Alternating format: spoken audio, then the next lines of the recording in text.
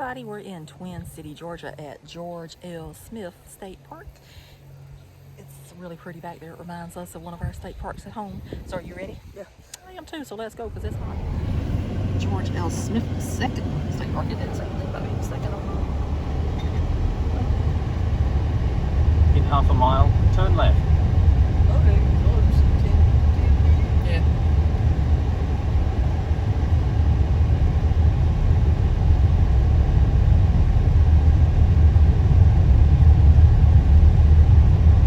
Got the cottages, boat ramp, pioneer camping, and primitive campsites back there. cottages. Yeah, they don't call them cabins in Georgia. They're fancy.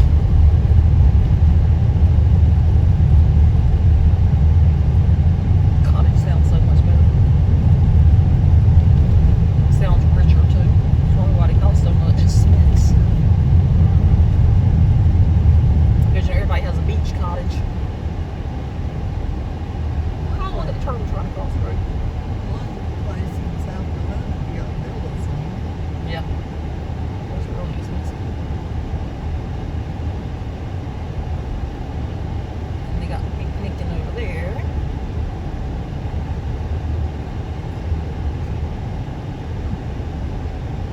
Manager's residence over there. I'm pretty sure they did not appreciate us showing up at their door. Turn left, then the destination is on your left. And park office is straight ahead. That's the campground over there. We might just ride through the night. In half a mile, arrive at George L. Smith State Park. We've already arrived.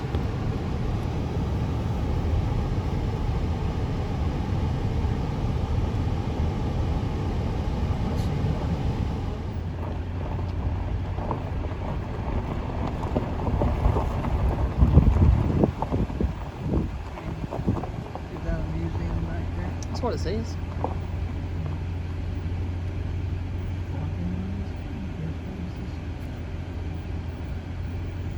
That's a conference center right there.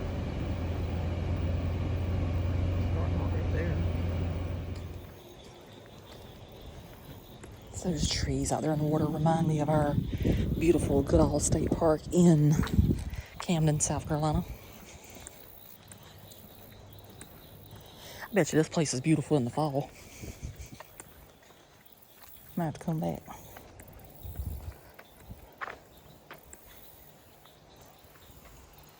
Oh yeah, they do. Let's put on some plays or musical acts or something.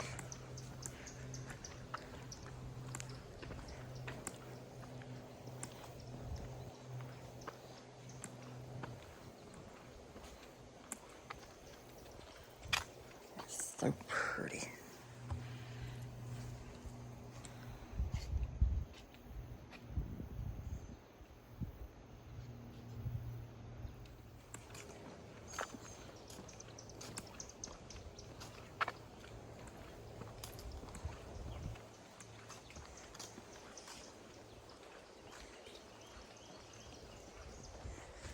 Says this is the museum, and it says the Mill House and Hiking Trail will close at 5. Tell you one thing, some people got fish in the freezer.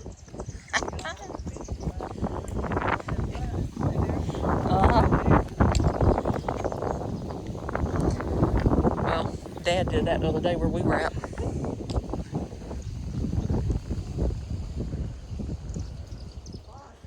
It is. It says the eastern indigo snake is a protected species.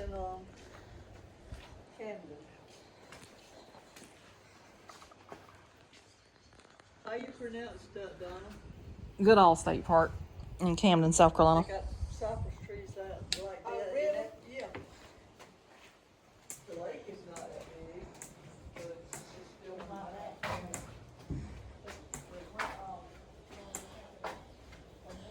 Oh, Lord.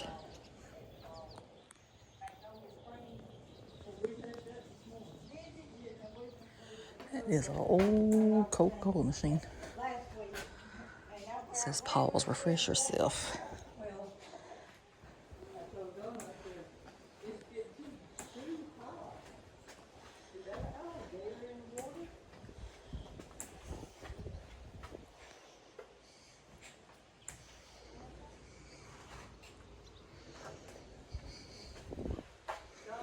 Uh-huh.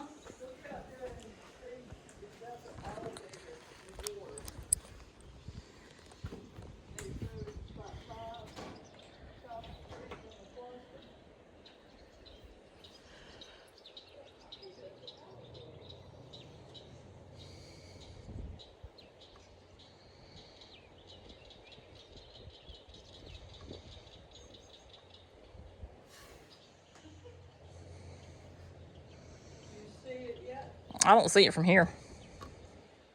I may not be in the right position though to see it.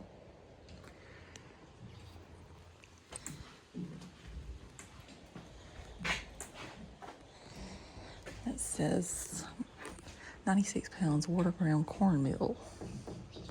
Smith and Sutton, Graymont, Georgia.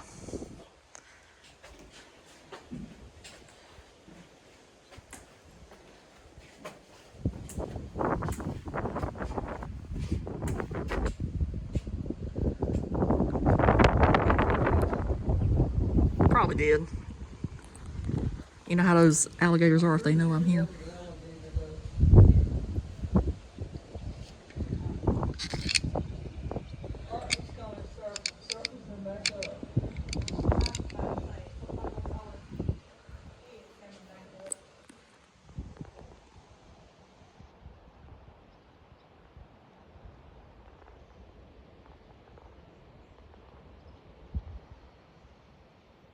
I'm pretty sure that's alligator. It's something. It's too big to be a snake. Could be a turtle.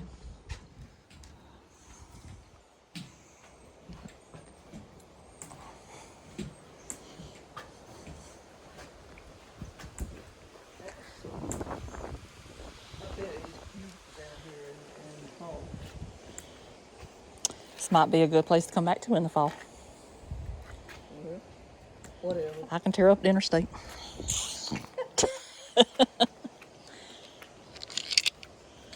This is nice. Oh, that building is so pretty. There's alligator out there. Could be.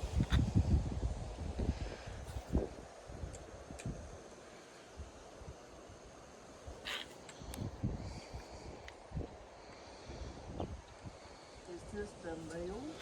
What you see? I would think so. Ooh, look at all that. That's the machinery there.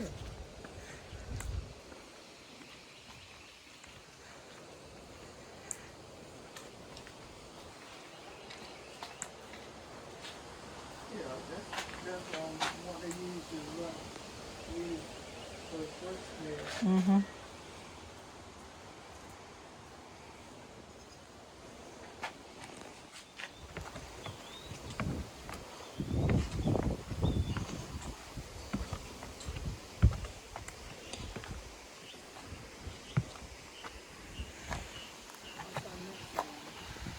Well, it says danger, keep away, but that right there shows you how the mill would work. Probably once it goes, you know, that'd be pretty cool. But it's not running today, obviously, but.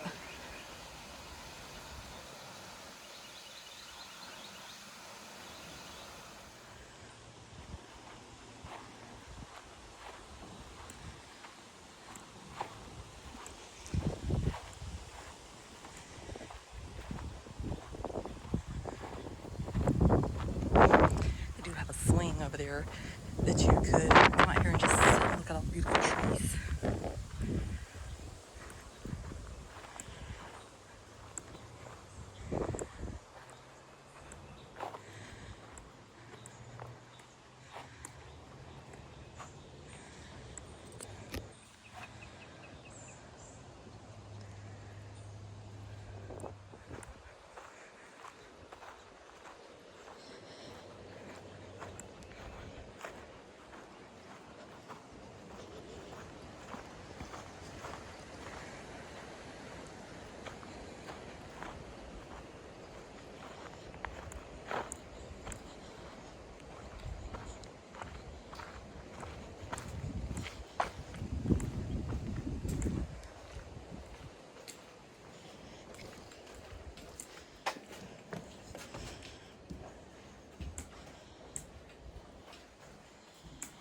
Here's this.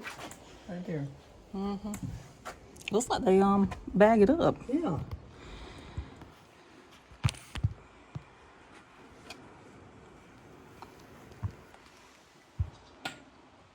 They got a weighing machine. See right there? Why aren't they selling in the gift shop? Oh no. What time is it? I don't know that. Without putting my phone there.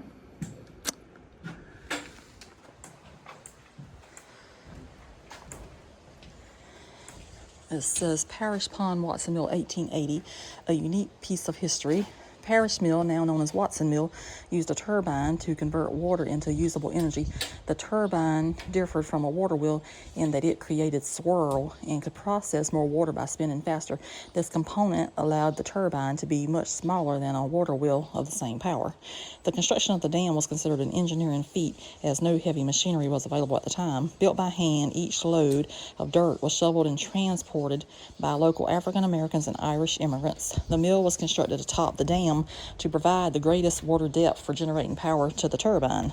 To construct the mill house, Hendricks and Parrish needed to convert local timber into board lumber. To accomplish this, the men built a basic sawmill, most likely open-sided, until they had processed enough board lumber to enclose the mill. Once complete, the sawmill was used by the local community for building barns, houses, and furniture. And it says the cotton gin was installed in the early 1880s, immediately following the completion of the sawmill. People typically bought in a cartload at a time, which yielded about half a bale. This resulted in the name of half-bale cotton gin. And cotton consisted of two types: Sea Island, which is long staple, and upland cotton, which is short staple. The latter accounts for 95% of U.S. cotton. The millstones were installed to complete the grits mill around 1885. Shelled corn was bought in via horse-drawn carts and ground in the fine corn mill, or coarse grits, also known as chaff or hominy.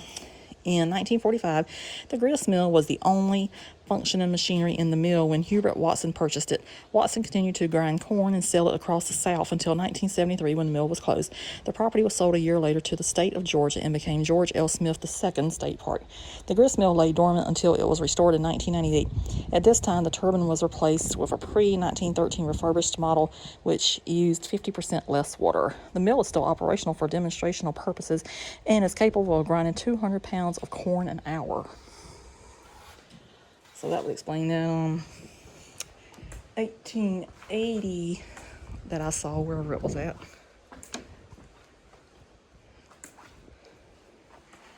Right there. So this is the mill at 15 Mile Creek. Mill story began on 15 Mile Creek in the spring of 1879 when Alexander Hendricks discovered a 200-acre tract that seemed like a perfect mill location. The following spring, Hendricks and his partner James M. Parrish purchased the site from J.J. Morin. The new owners wasted no time in constructing a dam, mill pond, and turbine-run sawmill. The unique construction acted as a covered bridge and drive-through mill that turned raw resources into usable products for the local community. The Mill Pond Lake was created by the dam in a 15 Mile Creek, fed by the overflow of northern waters within the watershed. The lake's acreage can fluctuate from 400 to 525 acres due to rainfall. And that shows the different animals that you can see here.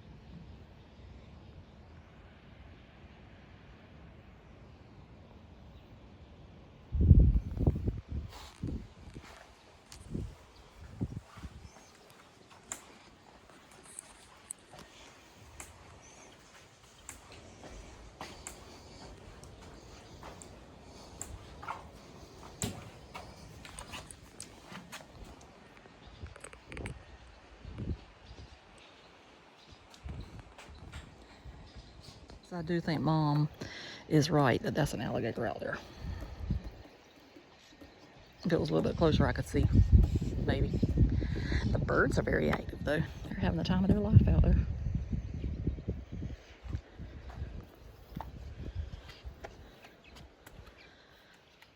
It's a really nice stop. I think that we definitely need to come back here in the fall. May not be this year.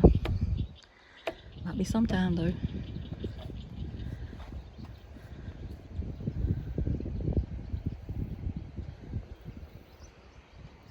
This is the park office here, and it's open from 8 to 5.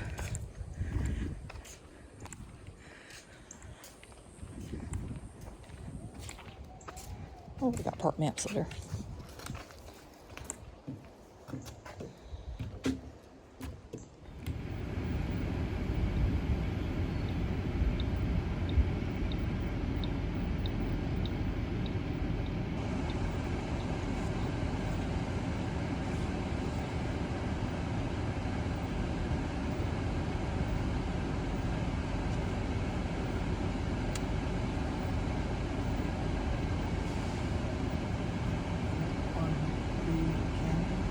Yep.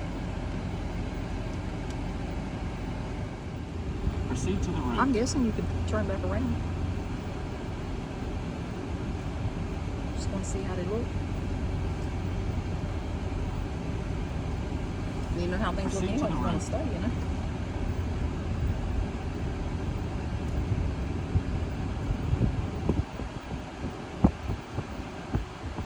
Proceed to the route.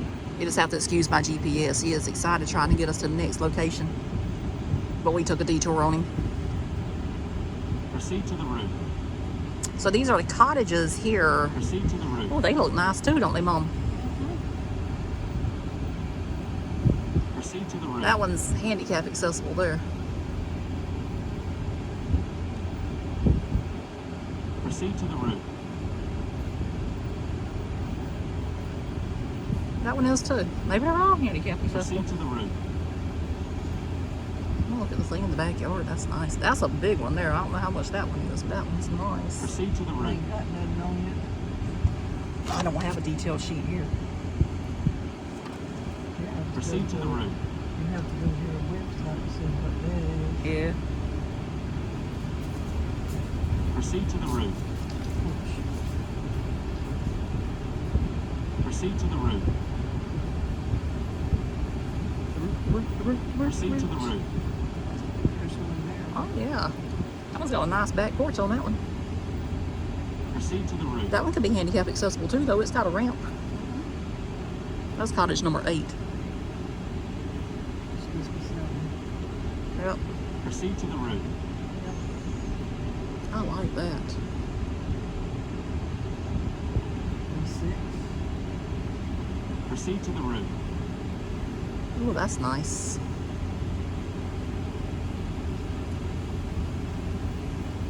Proceed to the route. That's number 5. I think there's just as far as Brookfield Road. Yeah. So pretty. Proceed to the route. So now we're going to go ahead and wrap up the video for George L. Smith II State Park. That was a really nice park. It reminded us of the park at home. Except we don't have a beautiful covered bridge across ours. That might be a good idea for them to put one out there, just saying. So it says, with natural beauty, lakeside camping, and cozy cottages, this secluded park is the perfect South Georgia retreat. It is best known for the refurbished Paris Mill, a combination grist mill, sawmill, covered bridge, and dam built in 1880 and now open for tours. Anglers and paddlers can explore the mill pond dotted with Spanish moss draped trees and home to the blue heron and white ibis. Hikers can stretch their legs on 7 miles of trails while searching for rare gopher tortoises. Georgia State reptile. I did not see a gopher tortoise. That might have been what we saw down there when we were coming in. There was a turtle that was trying to cross the road. It was on the edge of the road. At the next stop sign, turn left. So it says they do have camping. There are 24 tent and trailer sites located along the lakeshore, all with water and electrical hookups, tables and grills. Comfort station and sanitary At the stop disposal sign, station turn left are onto also USA. located in the camping area. They have cottages. So there are 10 cottages available for rent, all equipped with cooking facilities and utensils, towels and linens, electric heat and air, as well as fireplaces. Dogs only are allowed in designated cottages with advanced reservations. In 1.3 They miles, have turn left onto A South group Railroad shelter, Avenue. and it's a large heated and air conditioned shelter with capacity for 90, may be reserved up to 13 months in advance. You got picnicking, 2 large shelters with capacity for 100 each, and 2 small shelters with 50 each are reserved for up to 13 months in advance and are available on a first come, first served basis otherwise. We got fishing. Park waters are open for fishing year round. A fishing dock and boat launch ramp are provided. Persons aged 16 or older must have a valid resident, non-resident fishing license. You got boating. Private boats are permitted on the lake with a 10 horsepower limit. All boats must comply with the Georgia boating safety law. All private and rental boats must be out of the water by sunset. 10 miles of canoe trails are provided, and they got 1880s gristmill. Self-guided tours go through a covered bridge, so that was really pretty. How'd you like it, Mom? It was good. I was surprised at the cypress trees in the water. I thought Goodall was the only one in South Carolina. At the next traffic but lights, this was Georgia. turn left. But it was beautiful. It was. I would like to see that in the fall. Yeah, because in the fall, they're going to be looking like Goodall. And that is so pretty. That is so pretty. If you've ever seen any of my videos of Goodall in the fall, it's gorgeous. And the lady in the park office, she said they usually do it around like Halloween or early November. That's the time frame whenever the trees usually change. Where So- it's going if they're going to get frost. Yeah. And well, if it turns cold first. Cause it's the same At way. the traffic at home. lights, turn left onto South Railroad Avenue, then bear right. And my GPS has just made an appearance all in this video. He is just eating up all this talking and fame and everything else. So, if that bothers you, sorry. It went off anyway. Because we don't know where we're at. We've never been in this part of Georgia. So anyway, that's going to do it for this one. We hope you enjoy. Please And subscribe. This is Twin City. Yep, Twin City, Georgia. So you can look it up on the map and see where we were at. Pretty little Bear town, right actually. onto South Railroad Avenue. We're right up there. And you can come see it yourself if you'd like to. So anyway, we'll see you somewhere else. Subscribe too. Yes. I'd already In said about subscribe. 11 Please miles, subscribe. turn So, right onto toodaloo. East 4th Avenue.